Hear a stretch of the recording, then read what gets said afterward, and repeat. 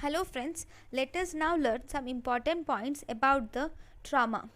So in the trauma, first we have trimodal mortality model for trauma. According to the trimodal mortality model of trauma can result in immediate death or early death, or it can result in late death. Immediate death, whenever it causes death within minutes of injury, then we call it as immediate death, or that is if we declare a patient to be dead at the scene, or if he dies shortly after arrival to the hospital, then we call the person to be immediate death. Causes are if there is irreversible brain injury or hemorrhage from the injury of heart, aorta, or liver, lung and pelvis. In all these cases we call it as immediate death. Early death, if it occurs within hours of arrival into hospital. Causes can be intracranial hemorrhage, internal hemorrhage, which are involving the respiratory system and abdominal organs. If there is internal hemorrhage involving the respiratory system and abdominal hemorrhage, and if there are multiple injuries which cause severe blood loss, or if there is any tension pneumothorax or cardiac tamponade, in all these causes this will cause early death. In late death, this death can occur within days to weeks after injury. Causes include sepsis and multi-organ failure. Triage means to sort. Here in the presence of mass casualties, we will have to prioritize the victims into categories based on the severity of injury, likelihood of survival, and also urgency of care. So this sorting out is mainly done to prioritize whenever lots of people are injured, like in bomb blasts and such situations. Color coding can be done into red, yellow, green and black. Red for immediate, this is the most critical. Here this includes head, thoracic or abdominal injury, and immediate care is required in red coding, and it cannot be delayed. In yellow, delayed, less critical injury, it requires intervention but not life-saving intervention.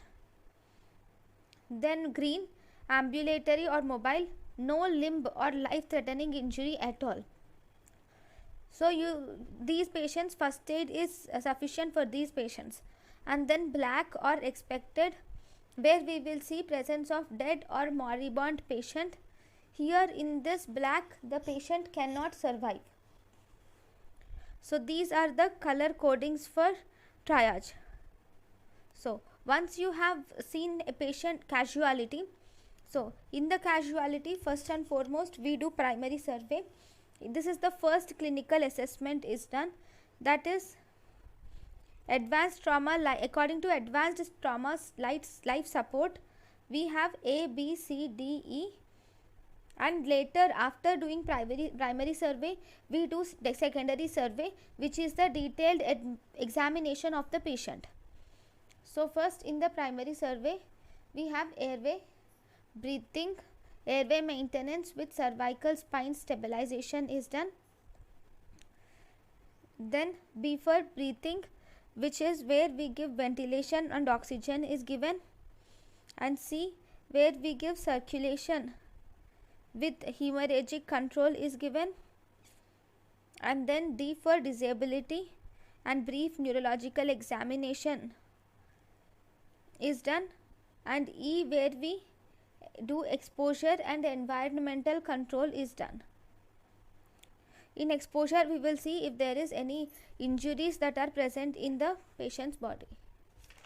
Then first airway and protection. In the airway and maintenance, with cervical spine stabilization. This is done in all patients of trauma.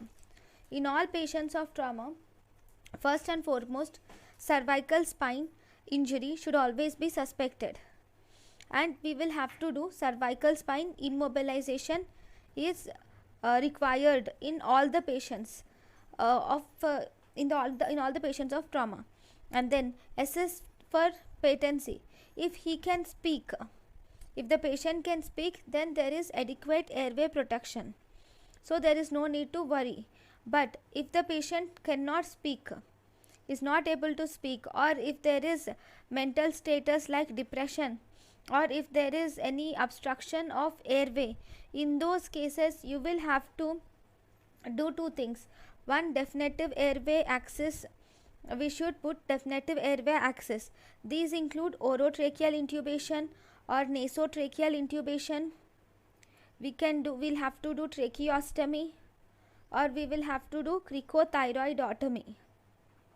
Then if there is no definitive airway access, this is fine. If there is definitive airway access, we do them. If there is no definitive airway access, then we will have to try to put supraglottic airway like laryngeal mask airway or Gudel's airway or nasal prongs. So we can put these two. These are indefinite airway access. These have most chances for aspiration. These have maximum chances of aspiration. Then if there is any severe maxillofacial injury, in maxillofacial injury we will have to absolutely the nasotracheal intubation is absolutely contraindicated in severe maxillofacial injury, as this intubation might damage the brain if there is base of skull fracture. In such situations, orotracheal intubation is also not preferred because there is maxillary damage or maxillary fracture also, right? And emergency airway we should do cricothyroidotomy. Needle should be introduced for emergency airway. Later we will have to plan for definitive airway, that is for tracheostomy we should plan. Then what is cricothyroidotomy? Next, cricothyroidotomy. In cricothyroidotomy,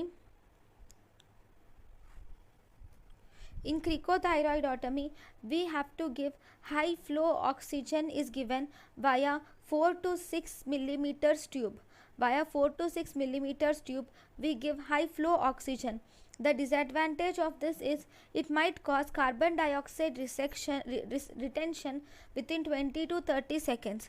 So it cannot be used if more than 20 seconds. This cricothyroidotomy is mainly avoided in children more than 12 years of age because this can cause subglottic stenosis later. Prophylactic intubation is done in some situations, like it is done in respiratory burns. If there is severe head injury with GCS less than or equal to 8, or in comatose patient, we should do prophylactic intubation. Next, the second important thing is breathing. Ventilation plus oxygenation should be checked.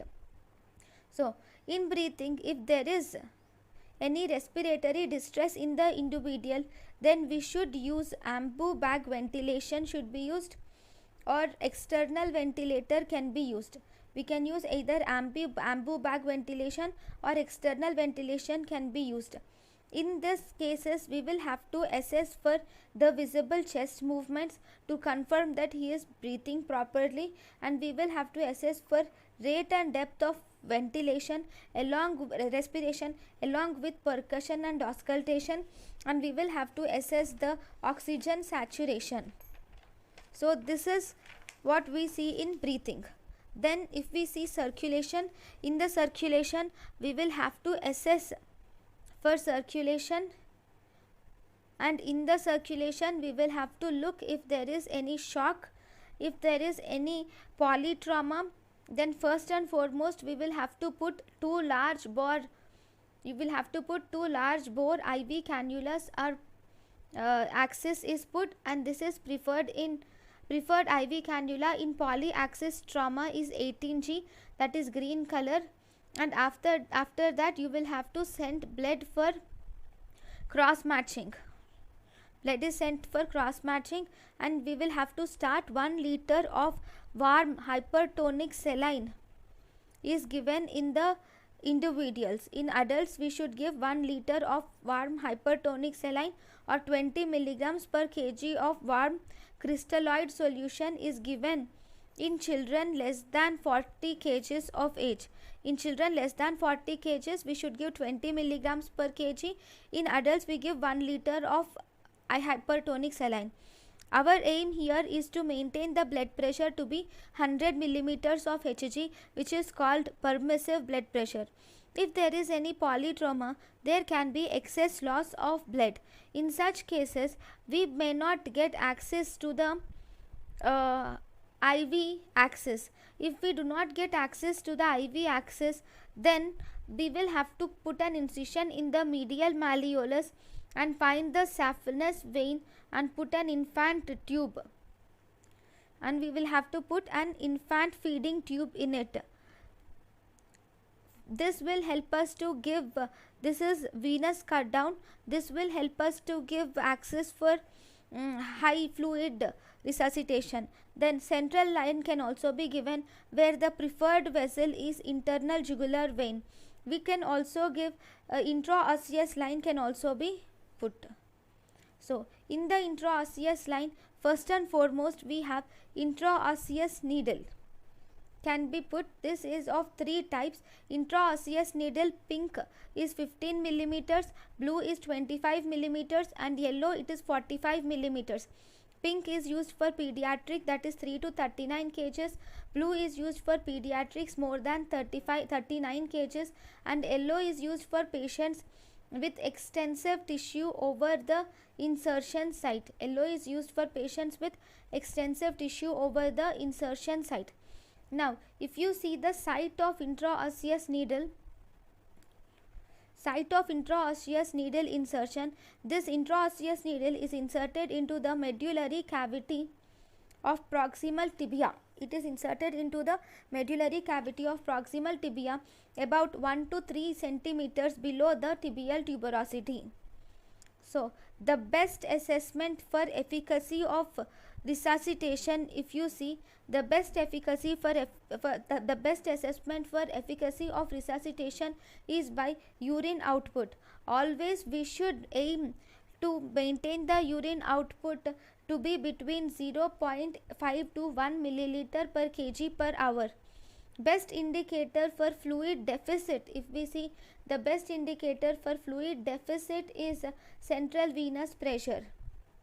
Then if there is any external bleeding, then you will have to try to put a direct pressure and try to stop the bleeding. But if there is any long bone fracture, then we should try to do splinting. Then rapid screening to identify life-threatening blood loss. For identifying the life-threatening blood loss, we will have to first and foremost see whether there is any external blood loss. We will have to see any injuries on the chest, abdomen, any fracture pelvis, or if there are any multiple long bones fractures, all these should be checked. Then in the investigations, in chest x-ray should be done and thoracic should be checked, and in x-ray, chest x-ray for thoracic any fractures, x-ray pelvis for any pelvic fractures, and fast should be done for abdomen, screening abdomen for any fluid or rupture of the organs. Then trauma transfusion is, we give packed cell is to plasma is to platelets will be 1:1:1. Then according to ATLS recent edition, that is 10th edition, in pediatric mass transfusion, initial 20 ml per kg of bolus of warm isotonic crystalloid fluid is given. Initially, first and foremost, we give 20 ml per kg of isotonic crystalloid is given, followed by 10 to 20 ml per kg of packed cells, 10 to 20 ml per kg of plasma and 10 to 20 ml per kg of platelets are given. All these are given in the ratio of 1:1:1. Later we have this crash 2 trial.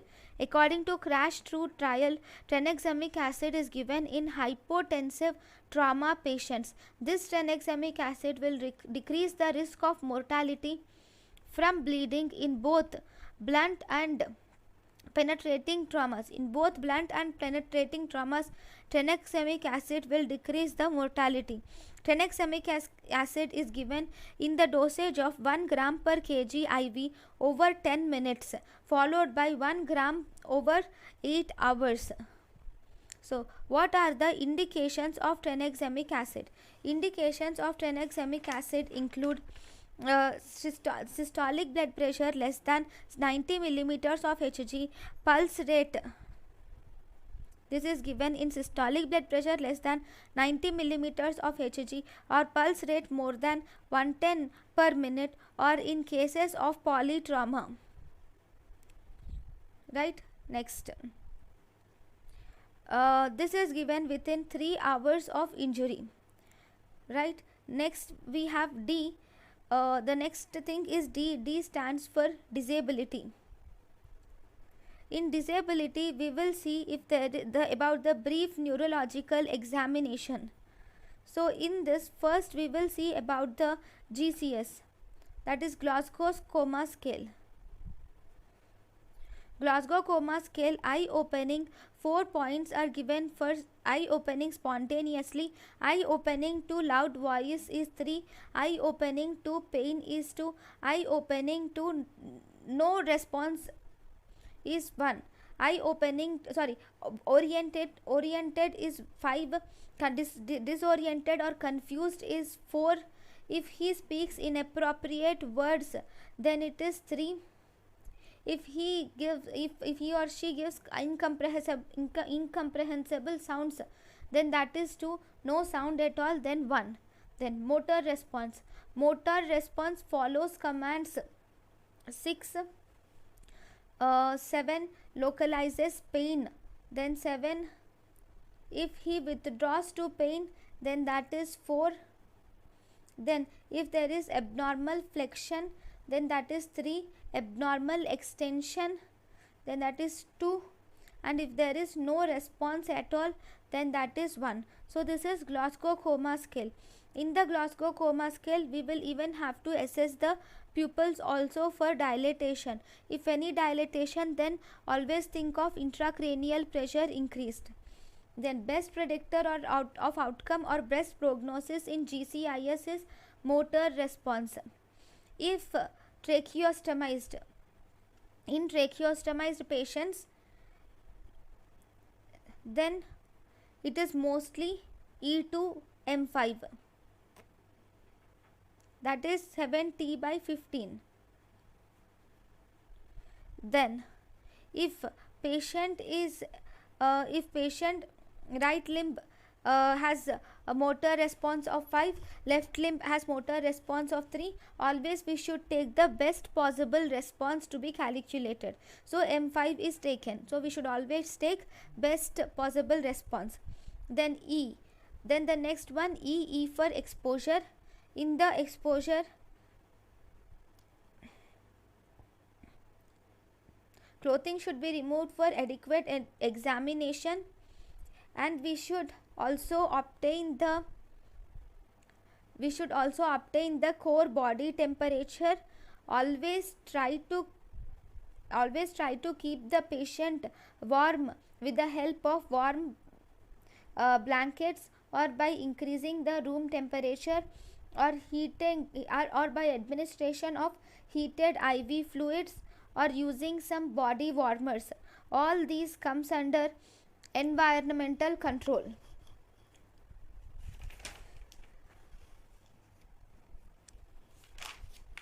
Now, so according to ATLS 10th edition, life-threatening injuries include during primary survey, which we should always keep in mind, are: first, in airway, if there is then in airway, in breathing, and in circulation. First, in airway, airway obstruction and tracheobronchial injuries should always be thought of. Then in the breathing, there can be tension pneumothorax or open pneumothorax might be present. And in circulation, there can be presence of massive hemothorax, or you can see presence of cardiac tamponade, or traumatic circulatory arrest may be seen in certain cases. Okay, so all these are life threatening injuries during primary survey. Then in the secondary survey, we will have to first assess the spine. Then assessing spine is important. For this, we have to do a log roll maneuver. In log roll maneuver, for this 4 people are required. 3 people have to roll the patient and 1 person has to examine the back. 1 person have to evaluate the back. Then if the patient has limb fracture, then we might require 5 people are required, and among the 5 people, 4 people will roll the patient, whereas one person will evaluate the back. All this is for assessing if there is any spinal injury. Then if you were asked about the investigation of choice in the secondary survey to evaluate a trauma patient, is whole body CT scan is the investigation of choice in secondary survey to evaluate the trauma of the patient. The radiation exposure here is 76 is equal to 76 X-rays, so it has slight risk of inducing malignancy. Then there is one more thing which is called as CABG. In CABG, this C is for control of external bleeding. Then we also have one more thing which is for cervical spine evaluation. So in cervical spine evaluation, for cervical spine evaluation, we used to do X-ray neck is done, which is X-ray neck is done, that is AP view or lateral view. This X-ray neck is based on Nexus criteria or Canadian rule or C-spine rule. This X-ray neck is made up of is based on Nexus criteria, Canadian rule or C-spine rule. In Nexus criteria, N for neurological deficit, EX for extreme distraction force or external compression, and U for unable to recall during the trauma, and S for spine tenderness. So this is Nexus criteria according to ATLS guidelines. Then we also have one more important thing which should be taken into account in trauma patients, that is ample history. In ample history, A for allergic history and M for past medical history. This is M for mainly past medical history, and then P for past illness or pregnancy, and L for last meal, and E for explain the mechanism of injury. So E for explain mechanism of injury. So this history should always be obtained from the relatives according to ample history. Then if there is hemothorax or pneumothorax, we should always try to insert the intercostal drainage tube of size 28 to 32 is always inserted, or it is used for insertion. Then if there is any aortic rupture, in aortic rupture cases, beta blockers are given, and we should always try to maintain the mean arterial pressure to be equal to 60 to 70 millimeters of Hg and heart rate to be less than 60 per minute. Then we have some important some important criteria. Okay, in that one, selection of patient for damage control surgery. So damage control surgery, what is the criteria for selecting the patient? If the patient is in lethal triad, that is hypothermia, coagulopathy or metabolic acidosis, we should take the patient to damage control surgery. If serum lactate level is more than 5 or injury severity score is more than 36, injury severity score is more than 36, or systolic blood pressure is less than 70 millimeters of Hg, or if transfusion is more than 15 units, then we should take the person to the damage control surgery. Then if we see, venous lactate level is the essential marker for resuscitation. So if the venous lactate level is less than 2 millimoles per liter, early total care should be taken. If it is 2 to 3 millimoles per liter, then it is fine. But if it is 3 to 5 millimoles per liter, then that means the person is under resuscitated. If more than 5 millimoles per liter, we will have to take the person to damage control surgery. If the patient has a venous lactate level between 3 to 5, then that means under resuscitated, we have to do either further resuscitation or take him to damage control surgery. Then the last is trauma scoring systems. In the trauma scoring systems, the first important score is revised trauma score. Revised trauma score includes, one, we have Glasgow coma scale, then we have systolic blood pressure, and finally we have respiratory rate. Then trauma and injury severity score. In trauma and injury severity score, here we have trauma and injury severity score.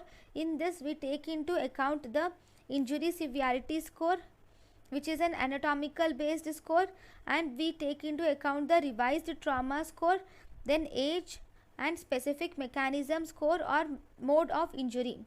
Then we have mangled extremity severity score. In mangled extremity severity score, we have to take into account the energy of impact, limb ischemia, shock and age. This includes energy of impact, limb ischemia, shock and age. Then we have abbreviated injury score. Abbreviated injury scores for regions, this is based on regions and injury. So regions can be head, face, neck, thorax, abdomen, spine, upper limb, upper extremity, lower extremity, and sometimes unspecified like in burns. Then injury can be again of 6: minor injury, moderate injury, or 3 for severe injury, 3 for serious injury, 4 for severe injury, 5 for critical injury, and 6 for unsurvivable. So these are the main abbreviated injury severity score. So this is about the trauma systems. So thank you for watching. Thank you.